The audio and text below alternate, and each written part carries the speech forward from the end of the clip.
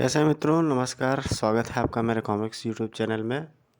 महानगण comics जो है कि इस समय काफ़ी ज़्यादा चल रही है, पॉपुलर है।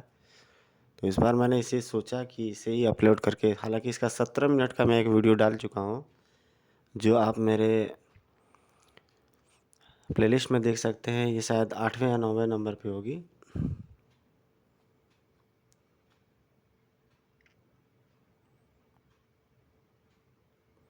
अब इस तरह की कॉमिक्स आती, इस तरह की सेट में। पहले बहुत दूसरी तरह की आती थी कॉमिक्स से। कुछ बड़े नाम, मनोज गुप्ता जी, अनुपम सिन्हा जी, और कुछ आजकल के डेट में बड़े नाम। ये मैं 17 मिनट का वीडियो डाल चुका हूँ, इसको थोड़ा सा मैं रिकैप करा देता हूँ। ये बिल्कुल पहला पेज रहा। विशाला दिखाई देती है, कालदूत, कुछ आर्गुमेंट होती रहती है इनमें। धरती के किसी खास क्षेत्र के बारे में बात करते रहते हैं ये लोग।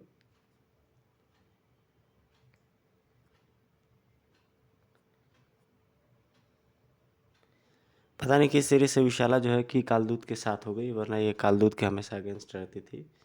हाँ, ये यहाँ से इंटरेस्टिंग स्टोरी स्टार्ट होती है। एक सर्प जो रहता है, जो एलियन रहता है, वो किसी क्लब में पहुंच जाता है। गमत नाम है उस क्षेत्र का। और गमत्र क्षेत्र की एक विशेषता रहती है कि बहुत क्रूरता से फाइटिंग होती है यहाँ पे।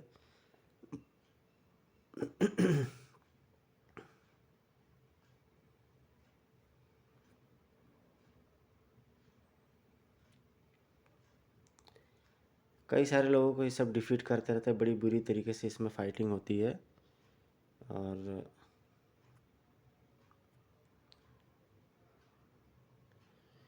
पीट पाट के वो सभी को चल देता है। तभी पता चलता है कि वह एक इच्छाधारी नाग है, वो उसी क्षेत्र में प्रवेश किया रहता है।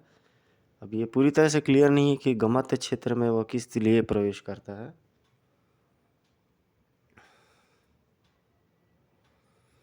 हाँ, ये जो आप देख रहे हैं इस स्क्रीन पर, ये शेर की जैसे आकृति, इसके साथ फाइट थोड़ी सी इंटरेस्टिंग होती है। और डोगा यहीं पे आ जाता है। डोगा के आने के बाद से थोड़ी सीक्वेंस बदलती है और फाइट थोड़ी सी इंटरेस्टिंग हो जाती है।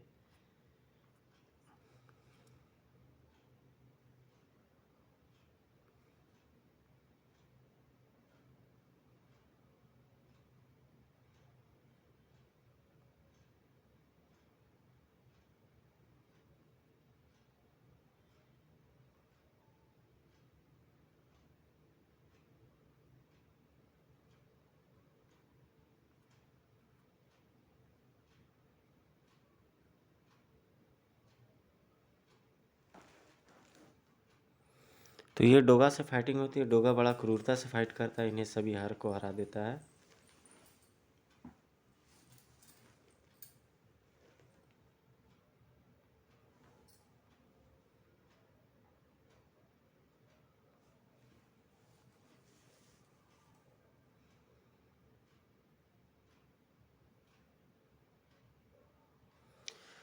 भीषण भैरव नाम रहता है उसका। तो कल गाइस, कल महाशिवरात्रि है। इस उपलक्ष्य में थोड़ा सा फ्री हूँ, इसलिए मैं बना रहा हूँ इस वीडियो को। अब आते हैं वॉइस मोड में, देखते हैं इसकी स्टोरी क्या है। 20 टन के हत्यारे रोबोट से 250 किलो के इंसान का सामना था। सिर के टुकड़े हो रहे थे और सिर फिर पैदा हो रहे थे। भीषण भैरव के अमृत के बारे में सुनी गई कहानी कपोल कल्पित नहीं थी। पहले एक फास्ट मोड में इसकी स्टोरी मैं बता देता हूँ दोस्तों, ताकि सुनने और देखने वाले को सही लगे। ये एक बार में इसकी सारी पार्ट पूरी हो जाए, फिर जैसे आप कहेंगे तो वॉइस मोड में डालते रहेंगे इसको।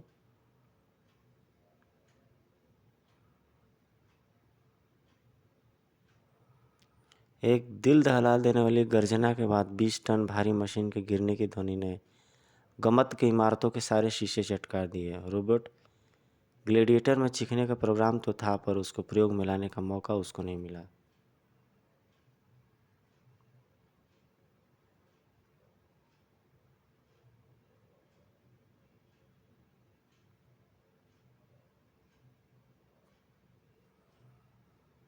यहाँ डोगा का एक डायलॉग बताना जरूरी है। भीषण भैरव के पास चलेंगे, सिर्फ वही हमको गमत से जीवित बाहर भेज सकता है।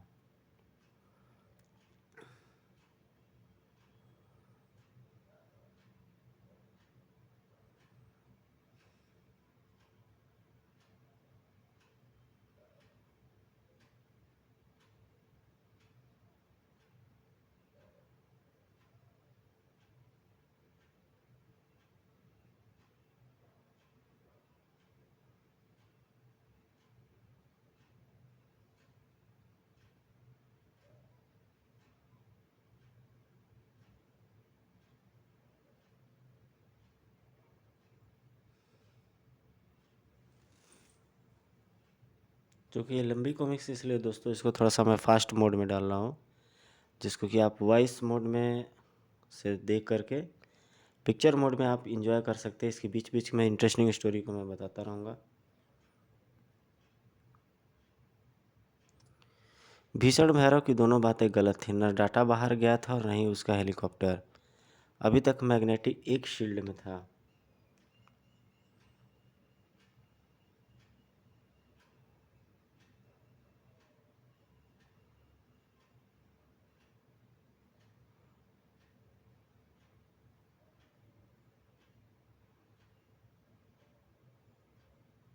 ये यहाँ पे एंथोनी को दिखाया। अब हमको किधर जाना चाहिए एंथोनी? यहाँ तक तो हर 10 कदम कई नए रास्ते दिखने लगते हैं। यहाँ से बाहर कैसे निकला जाएगा? यहाँ से बाहर सिर्फ दो ही स्थितियों में जाया जा सकता है, या तो निशाबली की इच्छा हो, या तुम्हारा शरीर जैविक आकर्षण से तुम आत्माओं को बुला लो। पर तुम्हारे शरीर मृत है और निशाबली ऐसा करेगी नहीं।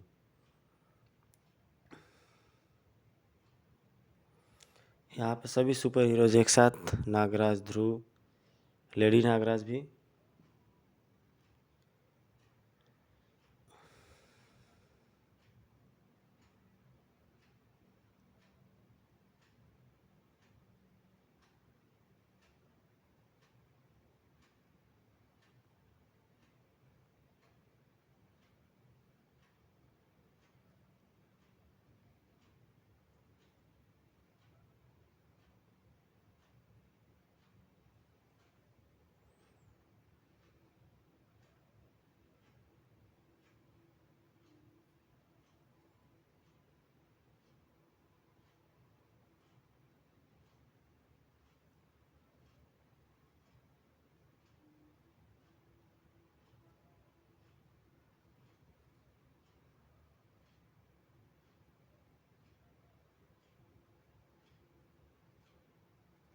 हाँ, एक अच्छा सीक्वेंस ये देखने को मिला।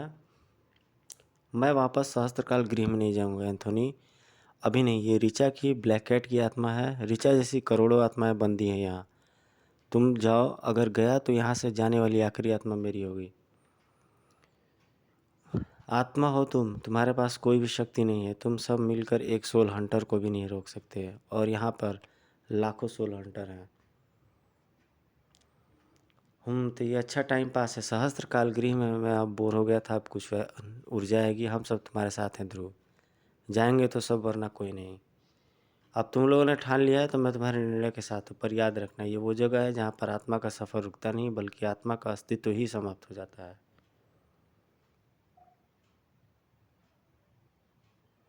लो, आ गए हमारे शिकारी सोल हंटर्स। ब्रह्मांड के रक्षकों की आत्माएं अब अपने अस्तित्व से हाथ खोने वाली थी, क्योंकि उनको अपने दुश्मन के बारे में कुछ नहीं पता था और सोल हंटर्स को उनके बारे में सब कुछ पता था।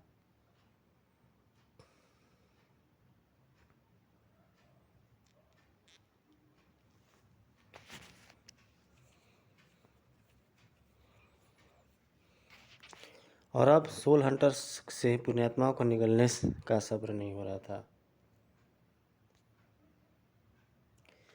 अब पुण्यात्माओं के अस्तित्व के समूल नाश के बीच में कोई खड़ा था तो सिर्फ एंथोनी। पर वो हर पुण्यात्मा को वह कवर नहीं दे सकता था। कुछ को नियति सोल हंटर्स का हार बनकर ही अपने अस्तित्व का अंत करना था, और अस्तित्व की यात्रा समाप्त हो चुकी थी, क्योंकि मात्र वही किसी जीवित शरीर से जुड़े होने के कारण शक्ति जुटा पा रहा था।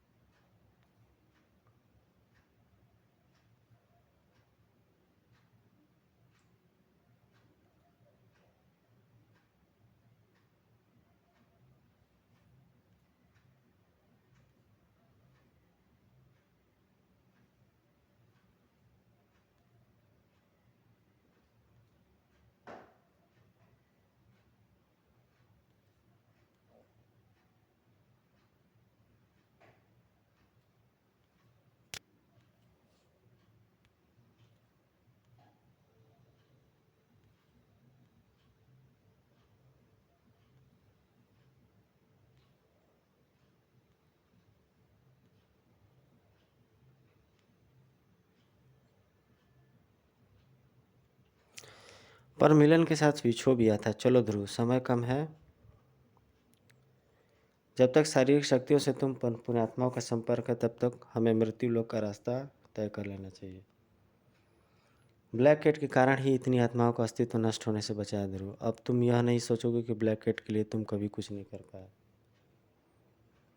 अभी तो जनता ने अलंघ्या को जीतने के लिए तुम सबका सम्मान भी नहीं किया है। उनको अब मौका मिलेगा, क्योंकि अब हमको बीच में रोकने वाला कोई नहीं है। देखना, तुम्हारे जीवित होते ही पूरी दुनिया हिल उठेगी।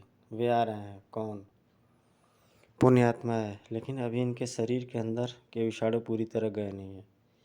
इनमें आश्चर्यजनक बदलाव हुए हैं, परंतु यह शरीर अभी भी इन्फेक्टेड है। जैसे जैसे ब्रह्मांड रक्षक अपनी शक्तियां पा रहे थे, वैसे वैसे तंत्र शक्तियों से क्षति हुए उनके शरीर स्वस्थ होते जा रहे थे। हमें हमें और समय चाहिए, परंतु अभी तो खतरा मौजूद था और वास्तविक था।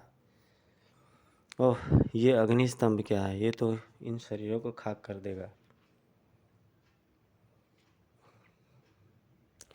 मात्र पल भर का समय था। भयंकर अग्नि और ज्वलनशील शरीरों के संपर्क में इनको कोई नहीं रोक सकता था, सिवाय जय के।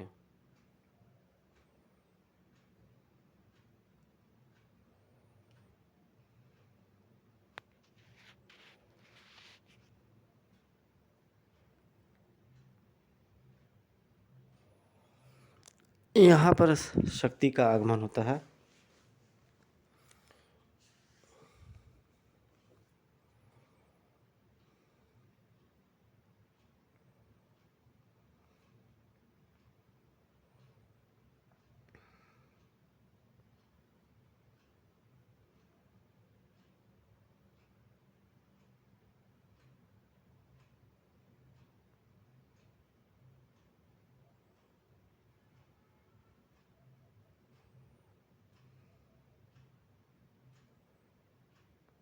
आपकी दो इमारतें पूर्वी अमेरिका तट से 500 मील दूर हैं।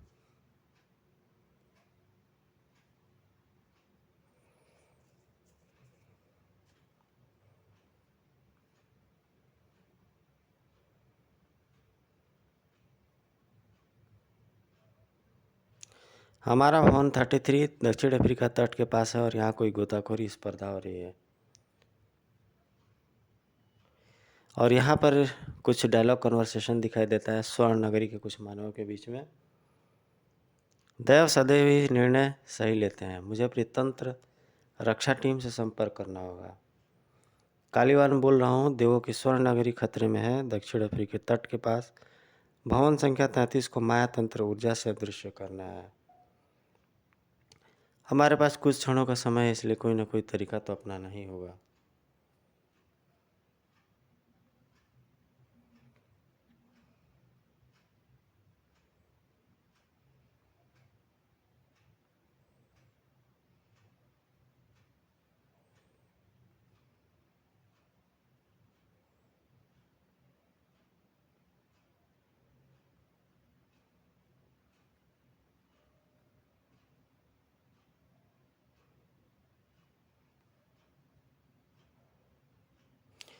हमें से कोई भी शक्ति को रोकने के लायक शक्ति नहीं रखता। हमको ब्रह्मांड रक्षकों के शरीरों को यहाँ से दूर ले जाना होगा। पर कहाँ? शक्ति के लिए कोई भी दूरी छोटी है। और फिर अगर ये जीवित है पर जॉम्बी ही रहे, जहाँ भेजोगे वहाँ के जीवन को इनसे खतरा होगा। जयम ने जहाँ शक्ति को पहला बार भेजा था, वहीं ये बॉक्सेज भी भेज देगा। कर सकता हूँ, पर वो तो मैंने अंतरिक्ष में भेजा था।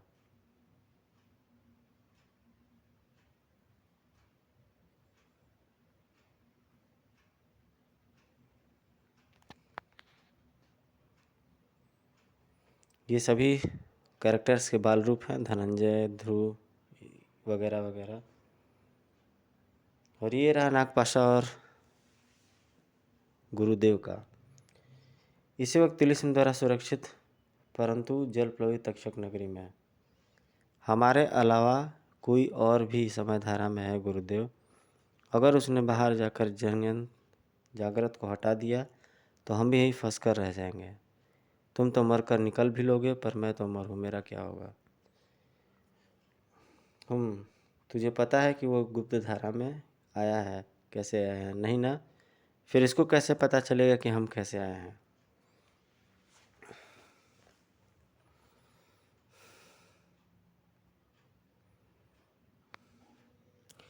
यहाँ पर नागपाशा और गुरुदेव किसी स्त्री के बारे में बात करते हुए जो कि उन्हें देख लेती है।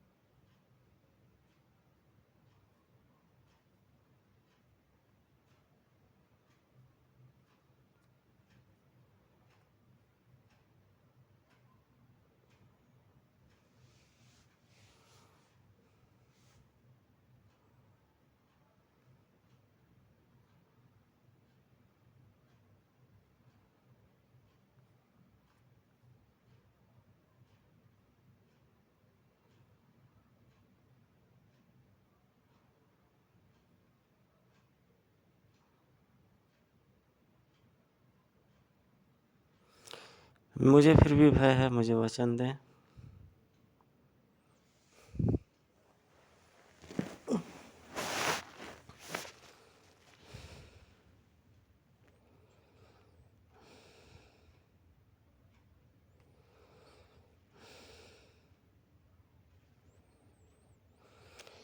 विषांक का नाद्रि से निष्कासन का क्रोध उसको सोचने समझने का अवसर नहीं दे रहा था।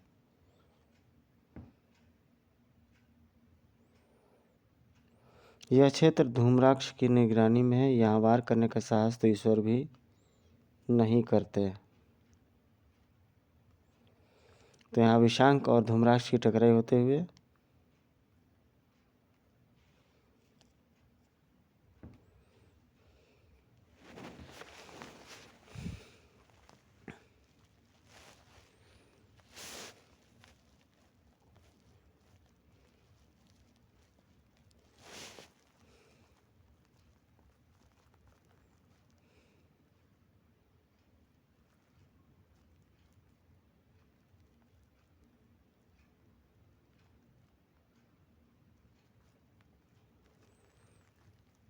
तुम्हारा सामान्य ज्ञान बढ़ रहा है और तुम्हारी शेष आयु घट रही है समाज। और यहाँ तुमको बचाने वाला कोई नहीं है सिवाय विसर्पी के। तुम्हारे विषय में हम जानते हैं कुमारी विसर्पी। तुम्हारे पास शक्ति तभी तक है जब तक तुम्हारे हाथों में राजदंड है, जो अभी नहीं है। और यह बाम्बी जब विषांक नहीं तोड़ पा रहा है तो तुम क्या कर लोगी?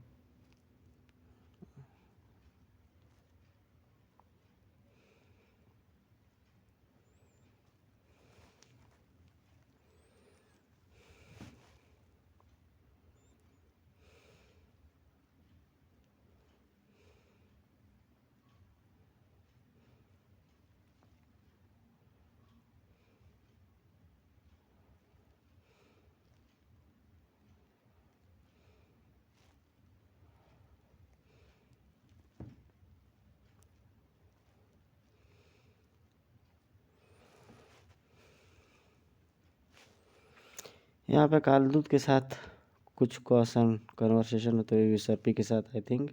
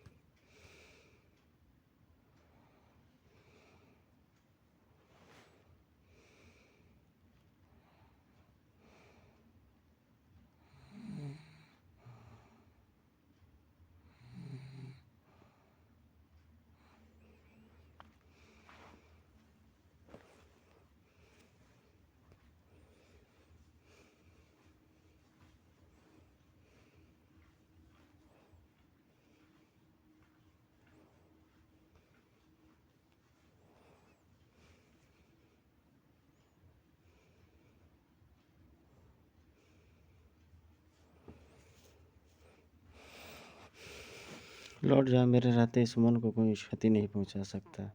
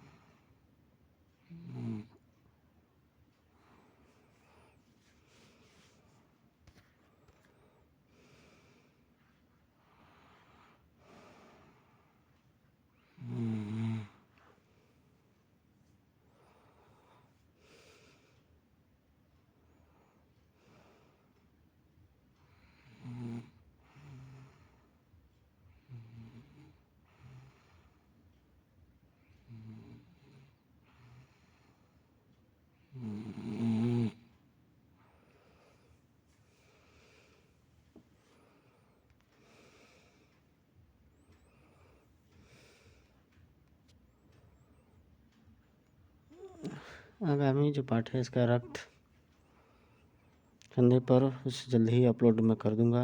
अपने कमेंट्स करते रहिए, लाइक सब्सक्राइब शेयर जरूर कीजिए दोस्तों, बिना इसके अधूरा है चैनल।